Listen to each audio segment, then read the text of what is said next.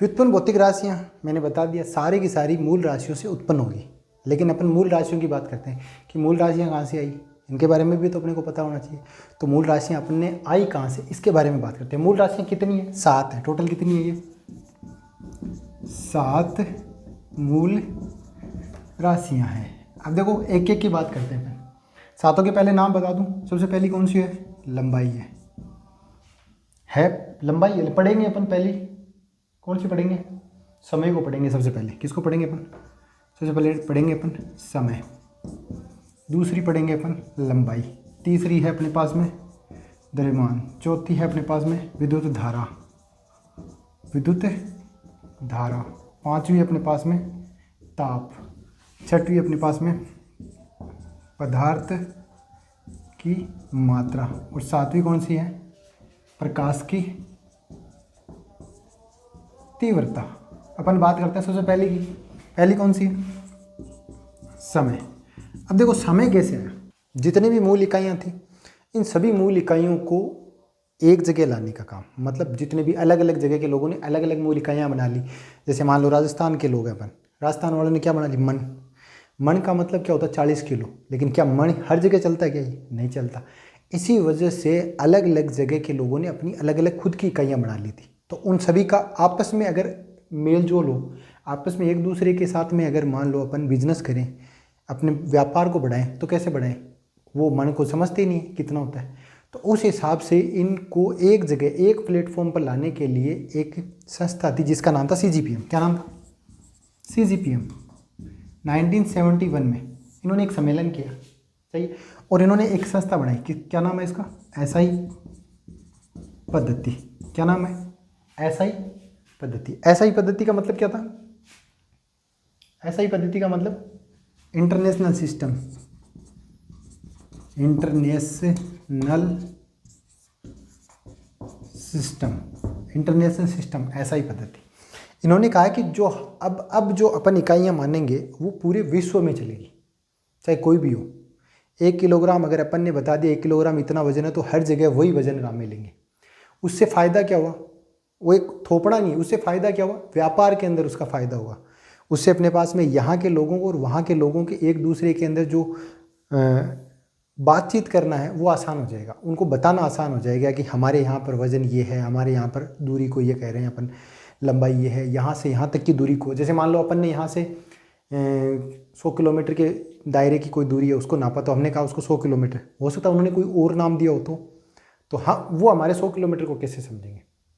हमने दे दिया कोस, बोलते हैं हम तो कोस को दूसरे समझ जाएंगे? नहीं समझेंगे। इसीलिए इसी तालमेल को बनाने के लिए दूसरों के साथ में हमने क्या दी? SI पद्धति, जिसने सातों मात्रक जो है ना, उन्होंने कहा कि ये इंटरनेशनल रहेंगे, इनके अंदर कोई बदलाव नहीं होगा। तो ये कौन कौन से थे, इनके बारे में बात करते हैं अपन। सबसे पहला है समय। सबसे पहला कौन सा है? समय। समय के अंदर क्या था? 1 सेकंड। अब बात करता हूँ मैं 1 सेकंड किसे कहूँ। अब सबके दिमाग में 1 सेकंड किसे कहा गया? 1 सेकंड टाइम कौन सा माने, कि कितने बड़े टाइम को माने या छोटे टाइम को माने? तो 1 सेकंड किसको माने? तो उसने कहा कि भाई सीजियम जो है, सीजियम 133, सीजियम 133 एक परमाणु है। उन्होंने कहा कि इस परमाणु के द्वारा, इसके द्वारा जो तरंग छोड़ी जाती है, उस तरंग के द्वारा कंपन किए जाते हैं। अगर वो कंपनों की संख्या, अब देखो कंपनों की संख्या, मोबाइल नंबर है एक तरह से, क्या ये मोबाइल नंबर? सीजियम परमाणु है, ये परमाणु इस तरह से होता है। अब सीजियम से कैसे निकाला अपन ने, देखो इसके बारे में बात करते हैं। सीजियम के परमाणुओं के अंदर बाहर की कक्षा में, लास्ट की जो कक्षा होती है, उसके अंदर केवल 1 इलेक्ट्रॉन होता है। कितना इलेक्ट्रॉन होता है? 1 इलेक्ट्रॉन। अब ये इलेक्ट्रॉन जो है कभी ऊपर वाली कक्षा में जाता है, कभी नीचे वाली कक्षा में आता है, कभी ऊपर वाली में जाता है, कभी नीचे वाली। ऊपर वाली कक्षा में जाएगा तब तो ऊर्जा अवशोषित करता है, नीचे वाली में आता है तो ऊर्जा उत्सर्जित करता है। अब ये देखो, मैंने कहा ये अपनी ऊपर वाली कक्षा से नीचे वाली कक्षा में आता है, तो ये क्या करेगा? ऊर्जा उत्सर्जित करता है। क्या करता है? ऊर्जा उत्सर्जित। और किसके रूप में? तरंग रूप में। अब ये तरंग के रूप में उत्सर्जित करता है। किसके रूप में उत्सर्जित करता है? तरंग के रूप में। और ये तरंग जो है वो कंपन करती है, तरंग कंपन करती है इस तरह से ऊपर नीचे, तरंग इस तरह से कंपन करती है। तो ये एक कंपन यहाँ से लेकर यहाँ तक का जो होता है वो कितना कंपन हो गया, एक कंपन। कितना कंपन, एक कंपन। तो सीजियम परमाणु की जो घड़ी है उसकी इलेक्ट्रॉन के द्वारा जो तरंग उत्सर्जित की जाती है, अगर वो तरंग जो है वो कितने कंपन कर ले, 91, 92, 63, 17, 70, अगर इतने कंपन कंप्लीट कर लेती है, और इतने कंपन कंप्लीट करने में जो समय लगता है उस समय को अपन ने क्या कहा, 1 सेकंड। अब आप कहेंगे सर ये नापे किसने, नापे तो किसी ने तो नापे होंगे। तो ये जो समय है 1 सेकंड किसे कहा अपन ने, 1 सेकंड इतनी बार कंपन करने में लगा समय, उसको क्या नापा, 1 सेकंड। इतनी बार कंपन करने के समय को क्या लिया, 1 सेकंड की। ये इतना समय जो है ना उसको अपन क्या मानेंगे, 1 सेकंड मानेंगे। चलते हैं दूसरे पे, लंबाई। इंटरनेशनल सिस्टम ने क्या कहा कि लंबाई को अपन मीटर में नापेंगे। किस में नापेंगे, मीटर में। अब मीटर से आप तोड़ लो, जिस तरीके से आप सेंटीमीटर लेते हो तो उसका अलग भाग कर लेना, आप किलोमीटर लेते हो तो उसके 1000 भाग कर देना, तो ये अलग बात हो जाएगी। लेकिन बोले कि नापेंगे किस में, 1 मीटर में। मतलब लंबाई जो है ना उसको मीटर का पैमाना लेके नापेंगे कि इतनी दूरी ये मीटर है। अब जैसे मान लो दूसरी जगह मीटर इतना बड़ा है, अपने मीटर मान लो मैंने कहा 1 मीटर इतना सा है, किसी ने कहा 1 मीटर इतना बड़ा है। मीटर कैसे ले, 1 मीटर कितनी दूरी होगी, तो उसको निकालने के लिए इन्होंने कहा कि लंबाई 1 मीटर कितनी होनी चाहिए। उसके लिए क्या है, 1 मीटर किसको कहूँ, तो उन्होंने कहा कि 1 सेकंड का 299792458 भाग, 1 सेकंड का 299,792,458 भाग निकालें अपन, और उस सेकंड में इतने से समय में प्रकाश के द्वारा, किसके द्वारा, प्रकाश के द्वारा चली गई दूरी। अब लो सही, ये तो बड़ा पेचीदा काम कर दिया। 299,792,458 1/1 सेकंड का इतने भाग कर दिए, मतलब जिसको अपन गिन ही नहीं सकते, निकाल ही नहीं सकते अपन, इतना छोटा भाग। उस भाग में प्रकाश जितनी दूरी चलता है उसको अपन ने 1 मीटर कहा। मतलब 1 मीटर दूरी तय करने में प्रकाश को कितना टाइम लगता है, 1 सेकंड का 299,792,458वां भाग। कितना भाग, 299,792,458वां भाग 1 सेकंड का। इतना टाइम लगता है प्रकाश को 1 मीटर दूरी तय करने में, तय करने में।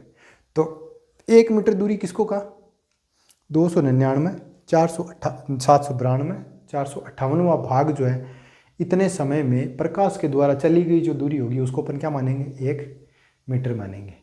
चलते हैं आगे, दूसरा अगला है द्रव्यमान। द्रव्यमान, द्रव्यमान किसे कहूँ, द्रव्यमान के लिए एक संस्था है जिसका नाम है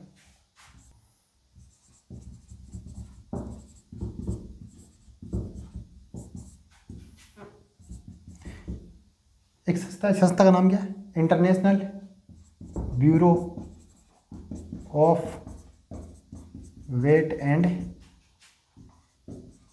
मेजर्स, जो नापतोल करती है, नापतोल करने का काम करती है संस्था। International bureau of weight and measures जो है उसके अंदर एक बेलन रखा हुआ है। क्या रखा हुआ है, बेलन रखा हुआ है। किसका, प्लेटिनम इरिडियम का। किस चीज़ का, प्लेटिनम इरिडियम। हाँ, प्लेटिनम क्या होता है भाई, वाइट गोल्ड, सफ़ेद सोना। हाँ, सोने से महंगा, सोने से महंगा तो नहीं है लेकिन महंगा है। प्लेटिनम और इरिडियम से बना हुआ एक बेलन है। बेलन इस तरह का होता है, ये बेलन। उन्होंने कहा इस बेलन का जो वजन है उसको 1 किलो मान लेते हैं। ये लो भी, पूरे विश्व में इंटरनेशनल सिस्टम ने 1 किलो वजन किसको माना। इंटरनेशनल सिस्टम जो एक मीटिंग रखी गई थी, इंटरनेशनल सिस्टम, उसने एक अपनी पद्धति निकाली जिसको एसआई पद्धति बोलते हैं। उस एसआई पद्धति में 1 किलो किसको माना उन्होंने, 1 किलो माना प्लेटिनम और इरिडियम का बेलन रखा हुआ है। कहाँ पर, international bureau of weight and measures संस्था में, वहाँ पर रखा हुआ है। इस बेलन का जो वजन है उसको क्या मान लिया, 1 किलो वजन मान लिया। अब उन्होंने कहा कि 1 ग्राम, अब किसी ने कहा 1 ग्राम चाहिए, तो इसका 1000वां भाग कर लो, 1 ग्राम हो जाएगा। इसके 100 बढ़ा दो, 100 भाग बढ़ा दो इसका, तो ये कुंटल हो जाएगा। तो मतलब इसी से ही वेट आए। तो जैसे अपन ने बांट लिया था 1 किलो कितना वजन होता है, मैं मान लूँ 1 किलो इतना बड़ा हुआ, कोई कहता है 1 किलो इतना ही होगा। तो इन सब के लिए एक ही मानक, मतलब पूरे विश्व में 1 किलो यही रहे, इसीलिए इन्होंने कहा कि 1 किलो ये रहेगा पूरी दुनिया में, ये 1 किलो माना है। द्रव्यमान की बात होगी, चलते हैं आगे वाले पे।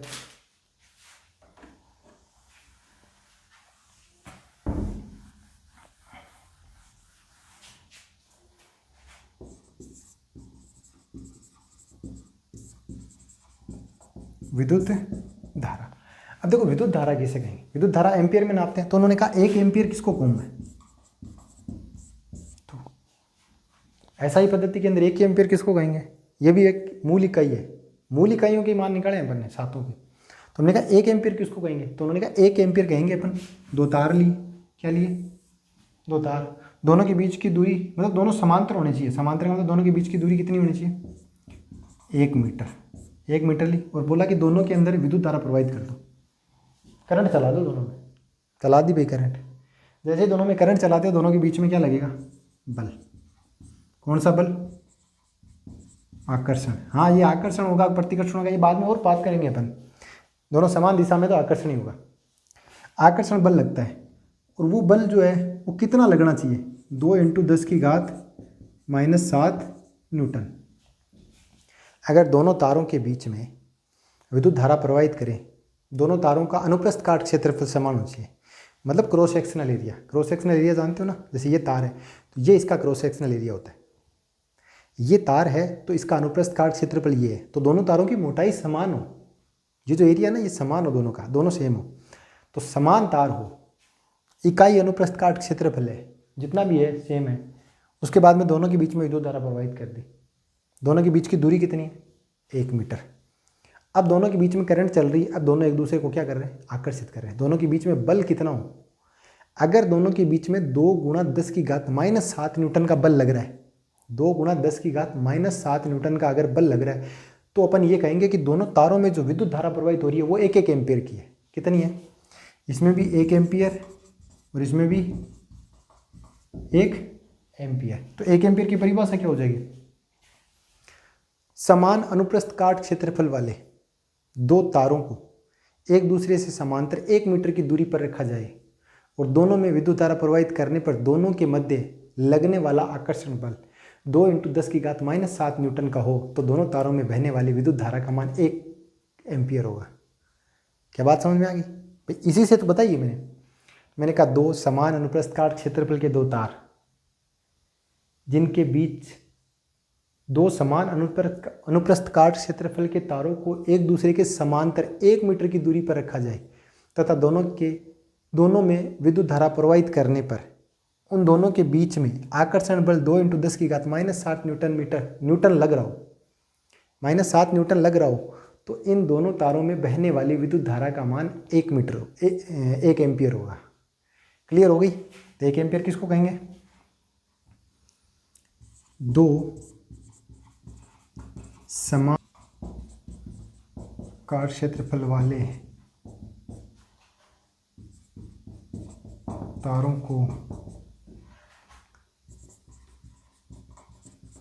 समांतर 1 मीटर की दूरी पर रखकर उनमें विद्युत धारा प्रवाहित की जाए, तो यदि दोनों के बीच लगने वाला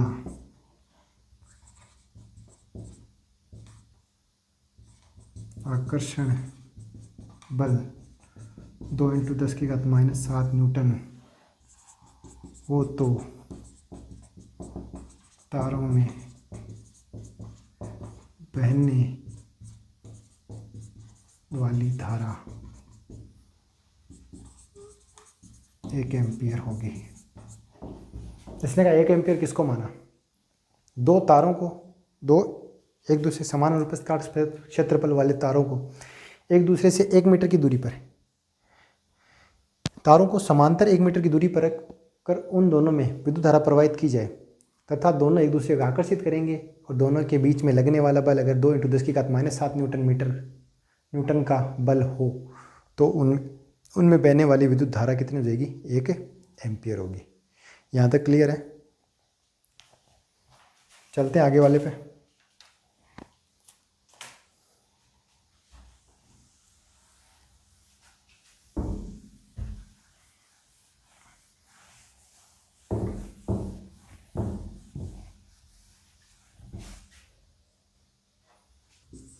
एक है पदार्थ की मात्रा, किस में नापते हैं? मोल में।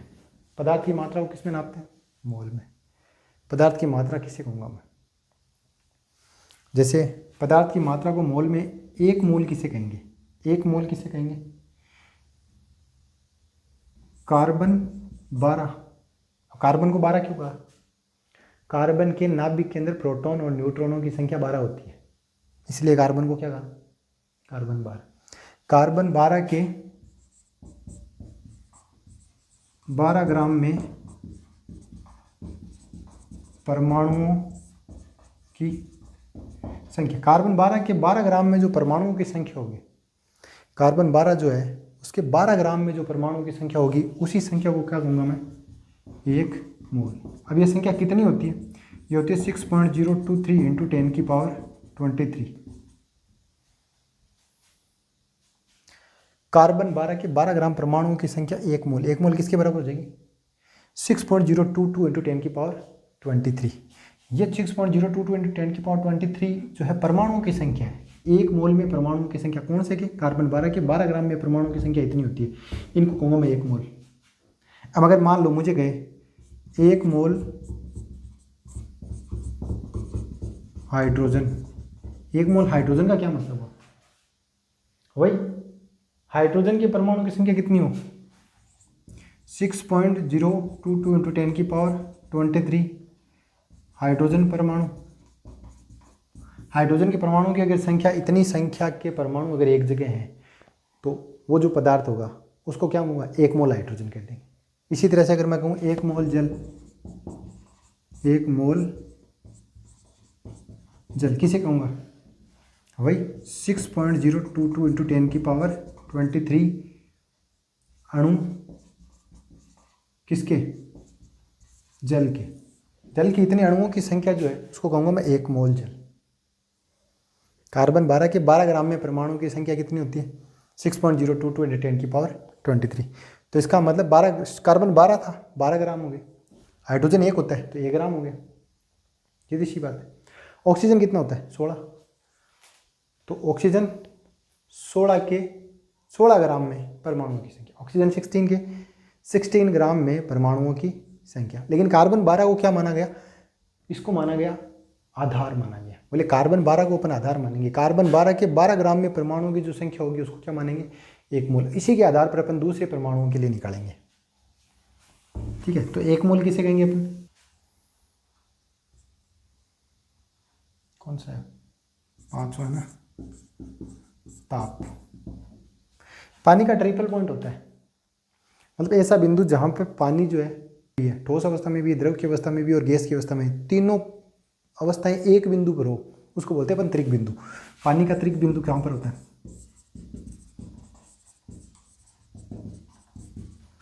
273.16 केल्विन पर।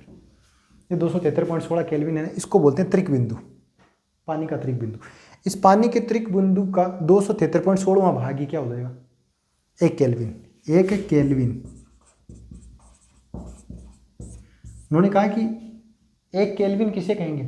बोले कि पानी का जो त्रिक बिंदु जहां पर होता है उसका 273.16वां भाग 1/273.16वां भाग कौन से का? पानी के त्रिक बिंदु का। उसको क्या कहूँगा मैं? 1 केल्विन कहूँगा। बिंदु की बात सॉरी ताप की बात, तापमान का अपन ने देखा है केल्विन में नापते हैं, और 1 केल्विन किसको कहेंगे, तो उसने कहा कि 273.16वां भाग पानी के त्रिक बिंदु का। तो हम जानते हैं कि पानी का त्रिक बिंदु कहाँ पर होता है, तीनों बिंदु एक जगह पर हो, वो 0 डिग्री होता है। 0 डिग्री का कहने का मतलब 273.16 केल्विन होता है वो।